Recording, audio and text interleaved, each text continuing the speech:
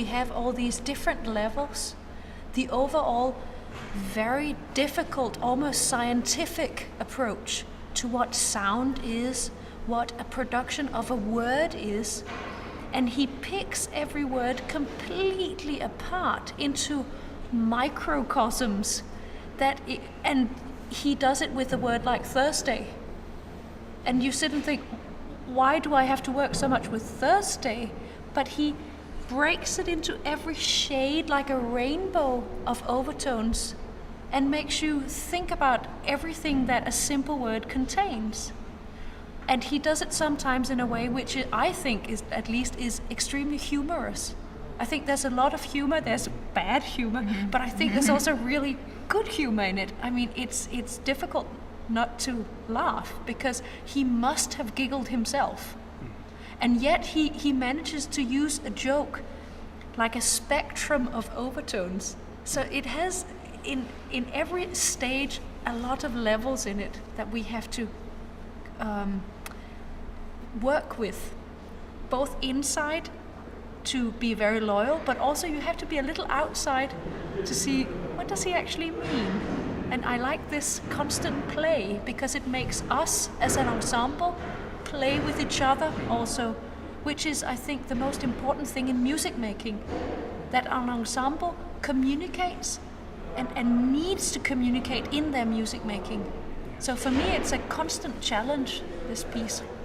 And every time it's different, as Louisa said. That's from the heavens. And so he also does that a little bit with the sound that the sounds that we're making. So we're doing these things that are very cosmic, like these overtones that have no way, you can't really put a name or a feeling or a color on them even, but you can certainly get a feeling from the erotic poetry that's very common to human experience. So it's these two extremes that he's always trying to join together in everything he's doing, something very profound and with no dimension, and then something that's very tangible.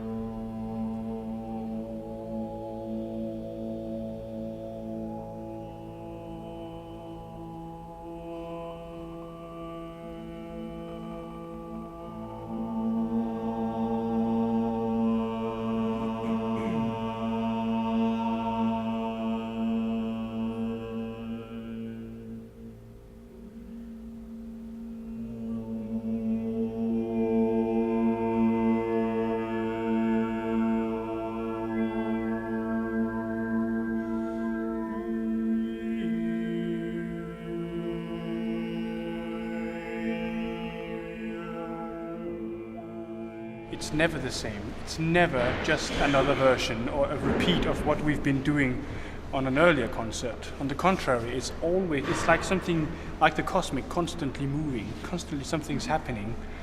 And sometimes we're even surprised ourselves of what is going on. And this is the entire idea of this piece, both to know exactly which small pieces to move around, but also to react on, oh, he moved it left instead of right this time. Let's react to this, and let's find into something that we haven't done before. You can't be stressful when you are listening to this. So that's maybe why people sometimes they can't take it, because they think they just are going to be Wasting time. yeah, they really have to give release and just take it in, or else. But maybe somebody who's, if they are afraid of giving free and just take it in.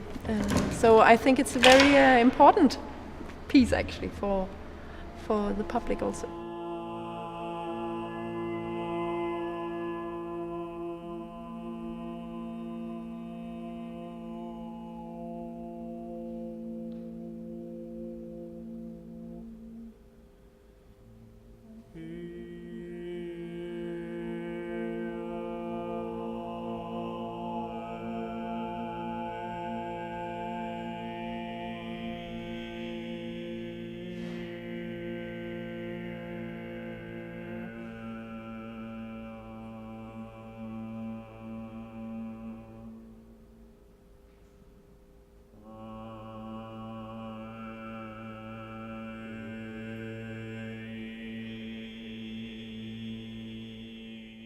I think also it's a kind of unity of humankind somehow, that we all have a voice, we all have weekdays, we all have the sky, the cosmos, we all have the sexuality, we all have gods.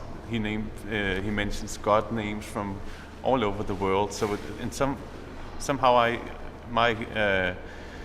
my understanding of this piece is also it's a unity of the humankind somehow, that it's some basic things that we all have, that all humans have, and he uses those elements to create a piece.